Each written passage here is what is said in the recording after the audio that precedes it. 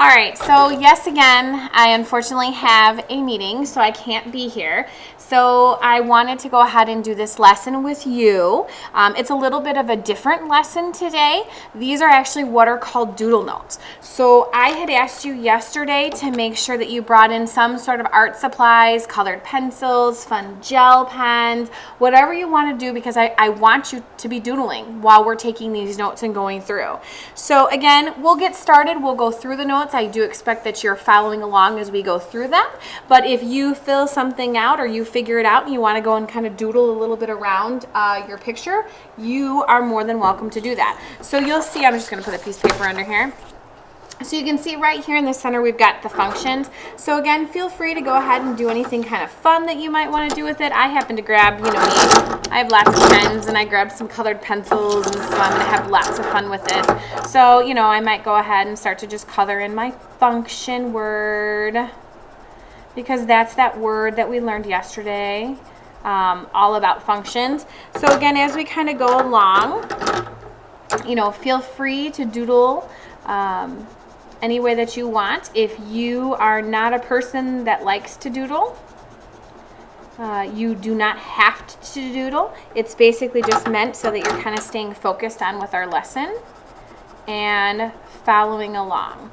All right, so you kind of get the idea. So I'll kind of finish the coloring of my functions word later, but let's start with that word functions. We learned about that word functions yesterday, and specifically we ended up learning that each x value is only allowed one y value, that when you put something in that function machine, something has to happen with it, and it's got to be consistent. It's got to happen all along. So the first thing that I want to do is I want to fill out that lovely little definition. So each x value is only allowed to correspond to one y value. All right, and in fact I want to make sure that I accent this whole one. Okay, want to make sure that that one stands out, that I can only have that one y value.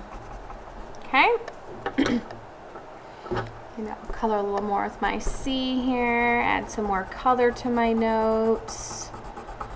All right, so I've got part of it done here.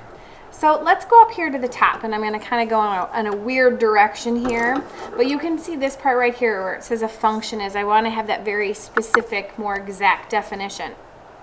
So again, just like we did before, you know, you've got some fun words up here. If you want to play with these, you certainly can. I've got that function word up here.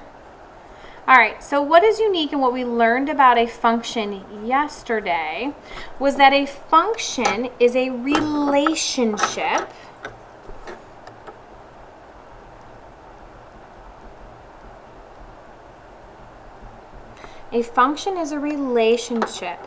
with one or more variables where each, and this is where we learned those new words yesterday, where we said where each input has a single or an exactly one, so I'm going to even underline that word single, output. It's got to be predictable. I have to be able to know. So a function is a relationship with one or more variables where each input has exactly one output or a single output.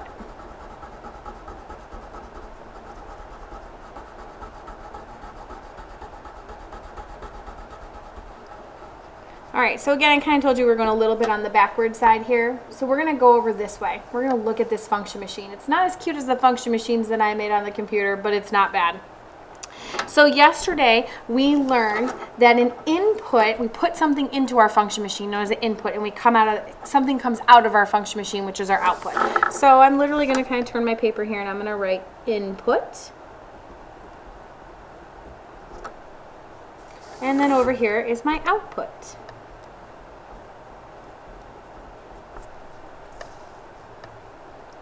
So we talked about the fact that an input are those x values. That's what we're plugging into, and we're plugging in and we're getting those x values, and what's coming out is that output, which is that y values. So this middle line right here, I'm going to go ahead and I'm going to write those x values. And then I know that those are the same. I'm plugging in those x values into my input. Something's happening. They're going into my function machine. They're coming out. And I'm getting y values. And if you remember from back when in our last lesson when we worked in Unit 4, we talked about what was an independent variable and a dependent variable. So in this particular case, an input is an independent variable. It's independent. I'm going to put something in and it doesn't matter what I put in, but something's going to come out, that output, which is going to be dependent upon what I put into my function machine. So over here, I'm going to go ahead and write the word independent. And again, what comes out, my output, is dependent. It relies on what I put into it.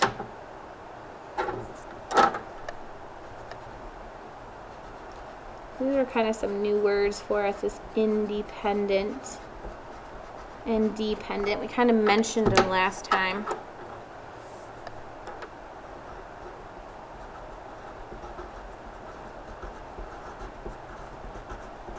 Okay, so I have my independent and I have my dependent. So they even have a bigger definition, a more broader definition.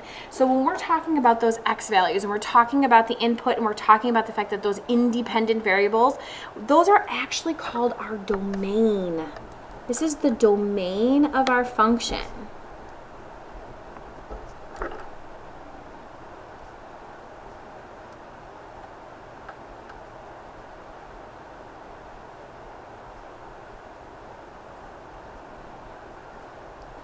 And more specifically, we need to define domain. So our domain of our function is that set of all possible x values, or that input.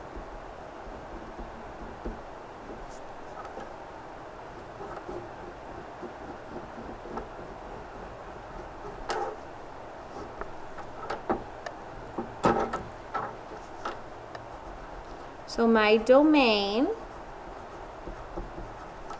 is that set of all possible x values, or my input.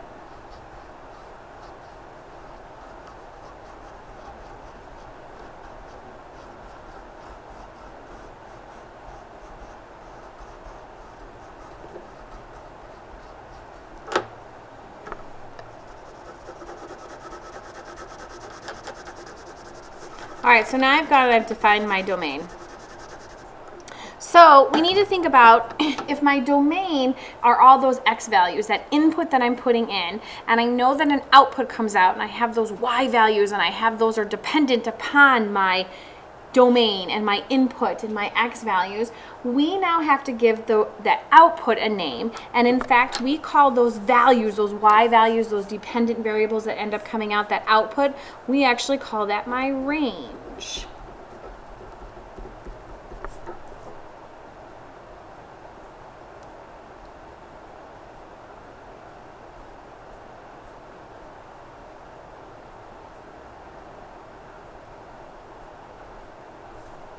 Okay, so here's my range, and just like I did before, I want to make sure that I define the word range so that I remember what it is.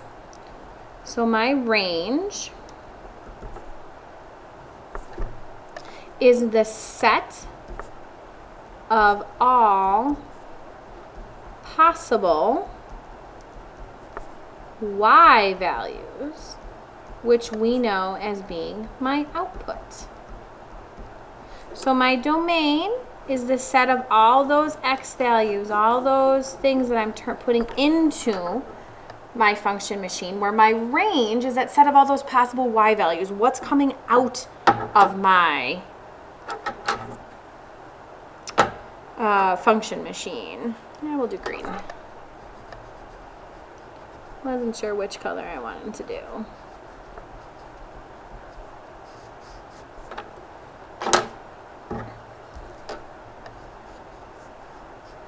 And again, the colors do not matter.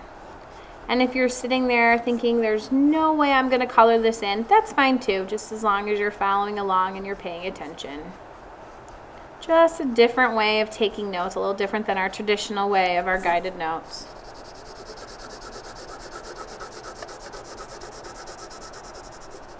All right, so I've got my domain, I've got my range. I understand that what I put into my function machine is that domain, those x values, it's independent, but then what comes out, that output, is my y values. It's dependent upon, it counts on that input, and all of that's my range, which is all my possible y values that might come out of my function machine.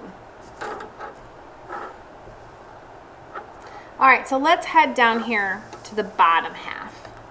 And specifically, let's look at these two tables. So yesterday we looked at a couple different ways to look at a relation and determine whether or not it's a function. But again, I wanted you just to have another way, another example to kind of look at. So we know that the relation is a function. We know that this one in particular is a function because none of those input values, none of those x values has more than one different output. In other words, none of my x values have been repeated. So if I look, I have a 0, no other zeros. I look, I have a 1, no other 1s, no other 2s, no other 3s, no other 4. None of my x values are repeated. But then if we go down here and we look at this one, this relationship is not a function because at least one of those input values has more than one different output value, which means it's been repeated and it doesn't have the same number. Now, if I plugged in a 1 and every single time if there was another 1 down here at the end of the table and it gave me that y value as being 3, well, that's okay because it's the same output. However, if you look here, look what we notice. Look what we notice. I see that -3 twice. However, one time I put it into my function machine, it spit out a 1. But then the second time I did it, a -1 came out. So it's impossible for me to be able to predict what this function is if I'm coming up with a different output based on the same input that I'm putting in. So this one is not an example of that function.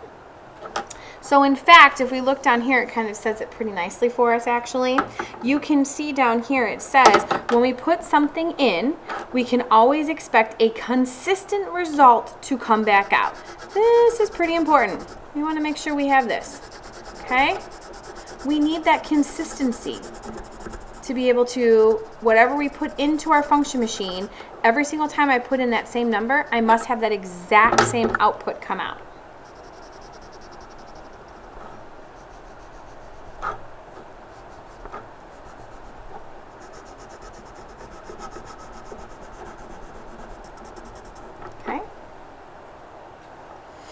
All right, so notation. Okay, this is specifically called my function notation.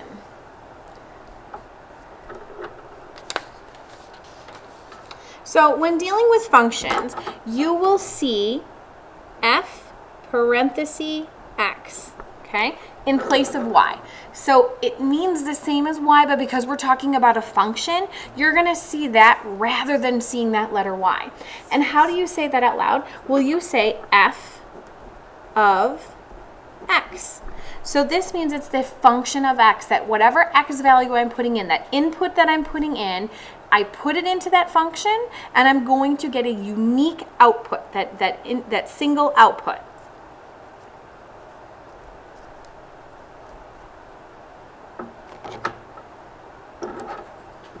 Okay. So again, remember, it's exactly the same as y. Nothing is different, but the fact that we're now dealing with functions, we're calling it just a little bit different because we've got to do that f of x, that whatever we're plugging into it, that's what ends up coming out. So again, feel free to kind of color as we go along. All right, so I've got my notation. So now we got to talk about evaluating, how we evaluate functions. Well, you're going to find out it's nothing different than what we've been doing the last few weeks when we were working in Unit 4 when we were solving for equations. So to evaluate for a particular x value, just substitute, there's that word, didn't go away, just substitute and then simplify. So we know that that word substitute, I'm going to go down here, that word substitute means just to plug it in. That's all that means. We knew that. So we're going to look here and we see it says if f of x equals 2x plus 1, find f of 3. So here's my work. They wrote it right here, f of 3 equals, well, wherever they saw an x, they plugged in or they substituted 3 and then plus 1.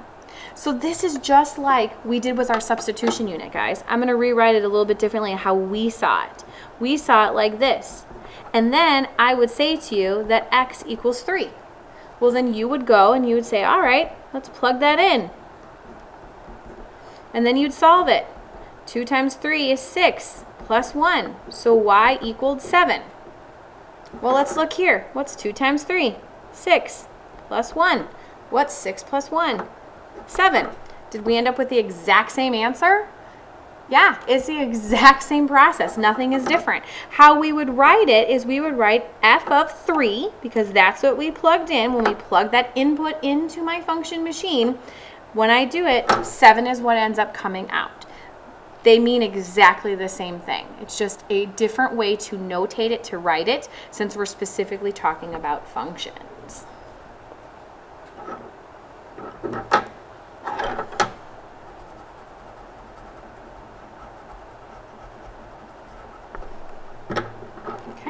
Kind of finish adding a few more colors to your notes, and then we'll move on to the back.